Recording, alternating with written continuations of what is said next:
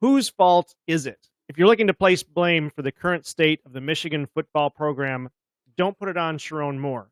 We'll discuss coming up next.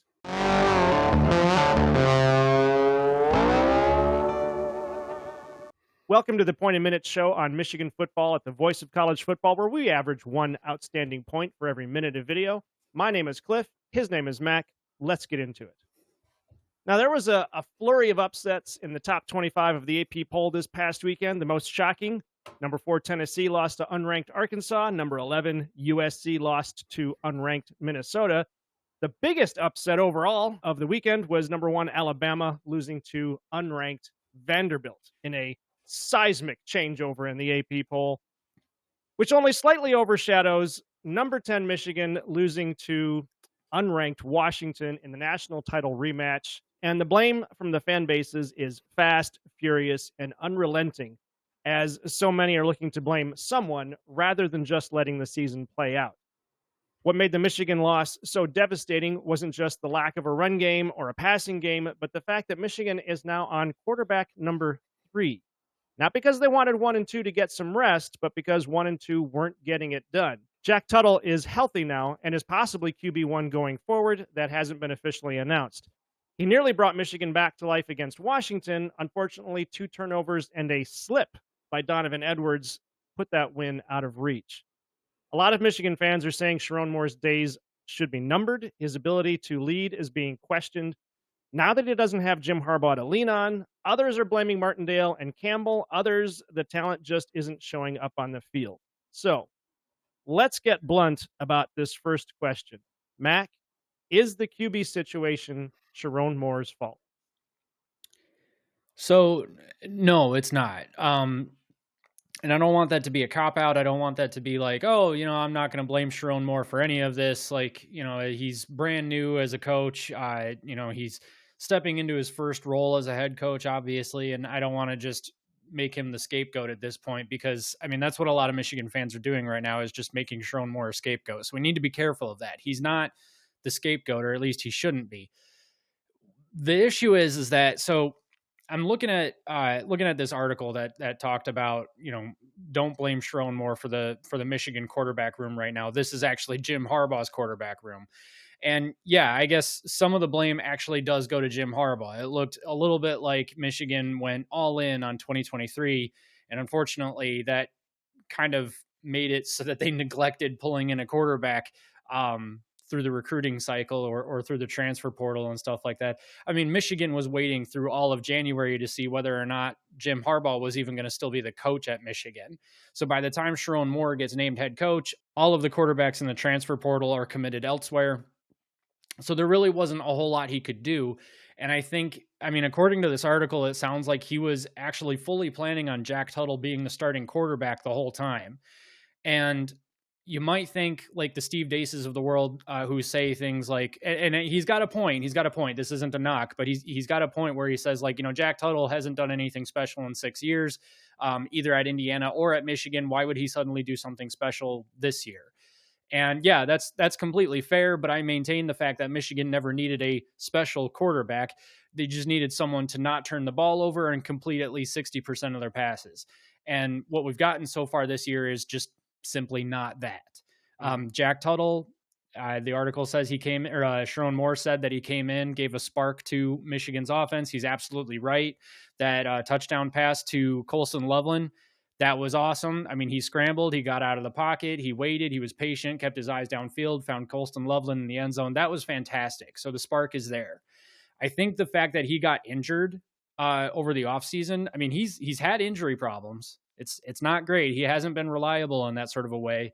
But I think that, like the article said, knocked the timeline off. I think that they're absolutely right about that Chiron Moore was fully planning on him being the starter the entire time, but he got injured. And what can you do about that? So no, I don't blame the quarterback room on Chiron Moore. I think it was a combination of Jim Harbaugh not preparing for the future properly, most likely because he had his eyes on the NFL, and then the injury bug. So then let's diverge for a second here. Looking at that Washington game, you had Washington scoring first. Michigan comes back with, I think it was about 14 or 17 unanswered points. And then Washington comes back with a flurry of unanswered points to win the game. If Tuttle was showing that spark, what happened in the fourth quarter that put that spark out? There are two plays that I think stand out to me. The first was Donovan Edwards slipping. I mean, he slips at the line of scrimmage, goes down. I think it was actually for a yard loss. Nobody's anywhere near him. It was some of the best run blocking that you've seen from that offensive line all year long, and he slips. Like what? But if you actually watch the replay, the safety slips too. So I don't know if something was going on with the turf or what, because there was a lot of slipping during that game for sure. But I mean, if Donovan Edwards makes that cut, he's gone. That's a touchdown.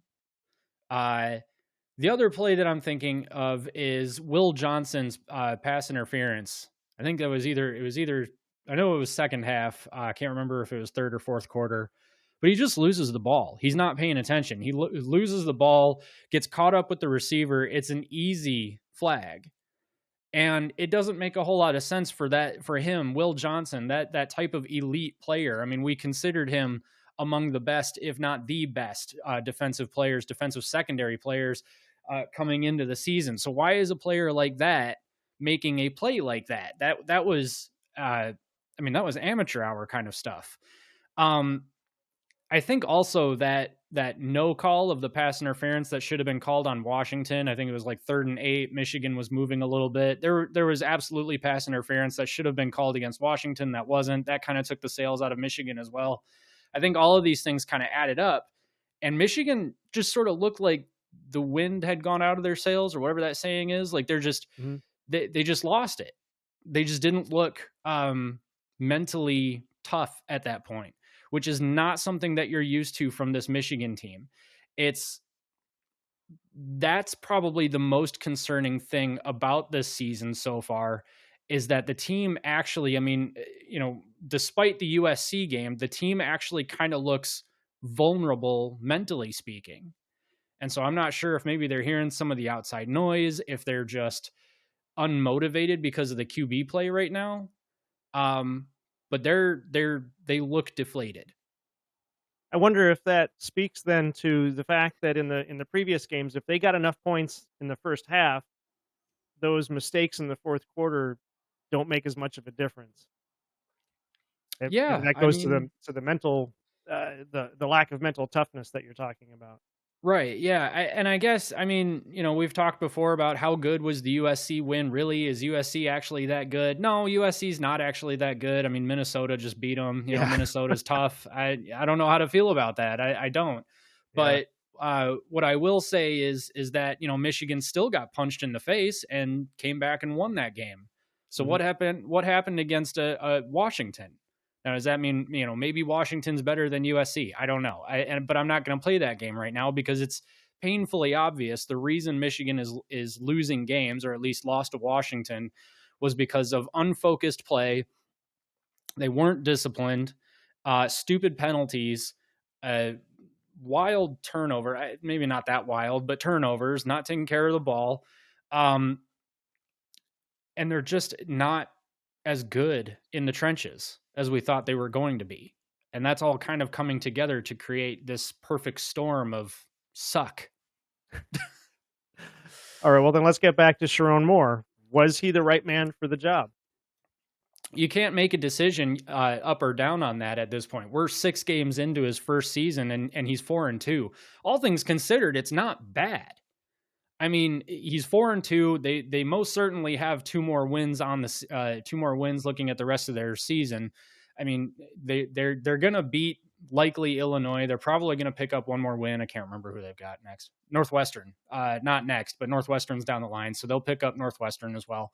So there are games that are absolutely winnable. So he'll go to a bowl game, and I understand. You're coming off a national championship season. Your expectations are higher. Maybe that's just not the case right now. Okay, so you'd think to yourself, Michigan is Michigan. Michigan has all these resources. Michigan should be in a much better, much more sustainable place than they are right now. They shouldn't have lost either this much talent or they should have better players ready to come up after that talent is gone, after the starters are gone. So what's going on? Well, each situation is its own unique situation. I mean, the set of problems are unique across all of college football. Michigan was in a place where Jim Harbaugh was focused on getting Michigan the national championship in 2023 and then bolting for the NFL. That's pretty clear at this point. It didn't matter what happened, so I don't know how much forward planning there was for Jim Harbaugh. I mean, according to Ward Manuel, Jim Harbaugh had been talking to him about going to the NFL for quite some time. So Ward Manuel knew this was coming, but I'm not even going to blame him because they had been talking the whole time about Chiron Moore being the next guy. So they had a plan with Chiron Moore. Chiron Moore gets 6 games into his first season. He's 4-2. Not bad. The team doesn't look good at all, but that's a combination of the issues that we talked about earlier. Injury bug for Jack Tuttle. They didn't get a quarterback in the transfer portal in time. They may not have even thought that they needed one. Wink Martindale, I'm questioning some of his defensive concepts, but I'm going to say that as a defensive casual who doesn't really understand defensive scheming. There's a lot going on here. There's a lot to process. I still think that Chiron Moore deserves, his 3 years to figure something out and start to see some progress and all that. I think, if next year they're looking at potentially not making a bowl game, then yeah, you make a change, sooner than 3 years. But they should make a bowl game this year. I mean, 8-4 is definitely still on the table. If they surprise Oregon, maybe 9-3. They're not going to beat Ohio State. That sucks. But 9-3 is not bad. 8-4 is not bad considering the schedule, considering the loss of personnel, considering the coaching turnover, considering all of this. I just think Michigan fans' expectations were too high for this season. Well, and hopefully, like you're saying, they can hang on so that what Brady Hart is the freshman quarterback coming up next year. Mm-hmm. And I believe he's a 5-star. So the 4-star.